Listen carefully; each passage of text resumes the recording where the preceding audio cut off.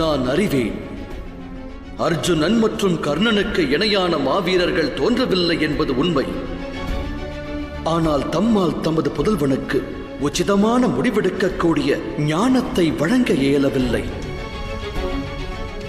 அந்த ஞானத்தை தாம் வழங்கியிருந்தால் இன்று அவன் தர்மத்திற்கு விரோதியாகி இருக்க மாட்டான். தாமும் அதர்மத்தின் தரப்பில் நின்று யுத்தம் புரிந்திருக்க மாட்டீர்கள். எனது புதல்வன் அஸ்வத்தாமனுக்கு சுகங்கள் அனைத்தையும் அளிக்கவே எண்ணினேன். எனது புதல்வன் அஸ்வத்தாமன் மீது அளவற்ற அன்பினை நான் அன்பு உன்னதத்தை தருவது, சரியது தவறு எது எனும் ஞானத்தை வழங்க வல்லது. அன்பினை அறிந்திருந்தால் தாம் அதர்ம வலையில் சிக்கியிருக்க மாட்டீர்கள். தம் புதல்வனும் அதர்ம கடலில் மூழ்கியிருக்க மாட்டான். உண்மையில் இது அன்பல்ல, தம் ஹிருதயம் வெளிப்படுத்திய மோகம். அன்பிற்கும் மோகத்திற்கும் இடையே உள்ள வேறுபாட்டை தாம் எப்போதாவது அறிந்ததுண்டா? அன்பிலிருந்து தோன்றுவதுதானே மோகம் வாசுதேவா? தவறு. உண்மையில் அன்பு கொடிகொண்ட இதயத்தில் மோகமானது தோன்றுவதில்லை. அன்பெனும் பாவம் கருணையிலிருந்து பிறப்பது, மோகம் அகங்காரத்திலிருந்து பிறக்கிறது. அன்புள்ளமானது எனது புதல்வனுக்கு இறைவன் கிருபையால் அனைத்தும் கிட்டும் என்று கூறும். ஆனால் மோகமானது என் புதல்வனுக்கு நான் அனைத்தையும் வழங்குவேன் என்றுரைக்கும். அன்பின் பாவமானது பொது நலத்திற்கு முக்கியத்துவம் வழங்குவது. ஆனால் மோகமானதோ சுயநலமே முக்கியம் என்றெண்ணுவது. அன்பானது முக்தியை நல்கும் குருதேவா, மோகமானது பேராசையை அளிக்கும். அன்பு தர்மமாகும் குருதேவா, அதோடு மோகம் அதர்மம்.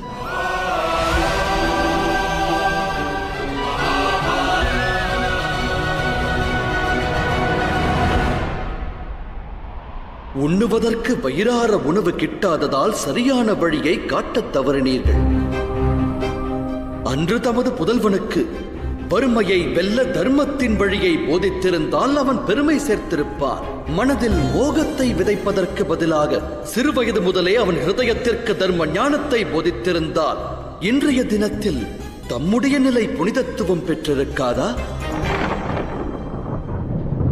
புதல்வன் எதிர்காலத்தை ஒளிமயமாக்க வேண்டும் என்னும் முயற்சியில் தாம் அறியாமலேயே அவனது வருங்காலத்தினை இருள்மயமாக்கினீர்கள். தம் மனதை மோகம் வியாபித்ததால் அவன் வாழ்வை அதர்மம் பாதித்தது. லோபத்தையும் பேராசையையும் அச்சத்தையும் அவன் ஹிருதயத்தில் தாம் விதைத்தீர்கள். துரோணாச்சாரியரே, உண்மையை சொன்னால் கொண்டிருந்த மோகம் இன்று வரை குருஸ்தானத்தை தமக்கு வழங்கவில்லை. ஆசான் எனும் ஸ்தானத்தையே தமக்கு நல்கியது.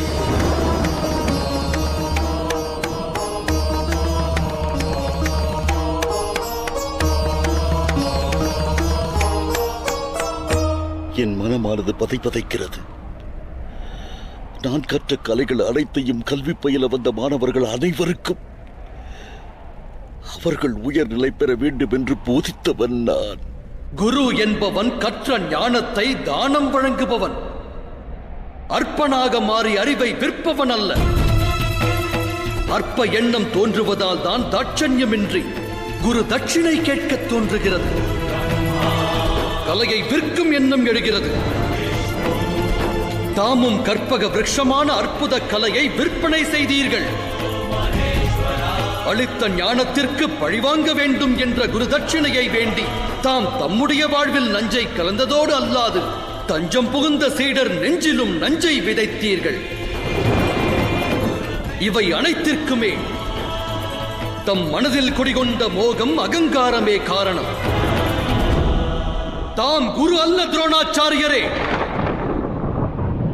எவன் தன் ஹிருதயத்தை அகங்காரம், ஆணவம் மற்றும் பேராசைக்கு உற்றதாக்குகிறானோ அவன் இரு கரங்கள் தர்ம காரியம் செய்ய தகுதியற்றதாகின்றன. ஆகையால் மகரிஷி பரத்வாஜரின் புதல்வரே, கரைபுரண்ட வெள்ளத்தில் சிக்கியவனுக்கு எவ்வாறு ஒரு சிறு மரக்கிளை பெரும் ஆறுதலை அளிக்குமோ, அதுபோல் இறுதி கட்டத்திலாவது தர்மத்தின் கிளையை பற்றுங்கள். நல்லதொரு தீர்மானம் எடுக்க இப்போதும் அவகாசம் இருக்கிறது. மோகத்தை தியாகம் செய்யுங்கள். பாவத்தின் பிராயச்சித்தமாக பிராணனை விடுங்கள். கருணை என்னும் அன்பினை ஏற்றால் தாம் மேற்கொள்ளவிருக்கும் உச்சிதமான தீர்மானத்தை அகிலமே போற்றும்.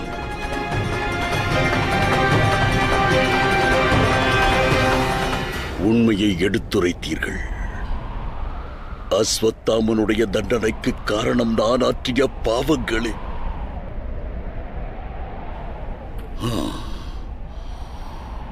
நேரம் நெருங்கிவிட்டது.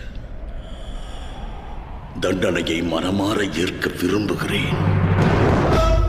நான் தமது அறிவுரையை ஸ்வீகரிக்கிறேன். எனது இறுதி காலம் நெருங்கிவிட்டது வாசுதேவரே. தமக்கு இறுதி மரியாதையை செலுத்தி எனது பிராணனை தியாகம் செய்கிறேன். என் புதல்விக்கு இணையான திரௌபதி இடத்தில் மகரிஷி பரத்வாஜரின் புதல்வன் துரோணன் மண்டியிட்டு மன்னிப்பு வேண்டியதாய் கூறுங்கள்.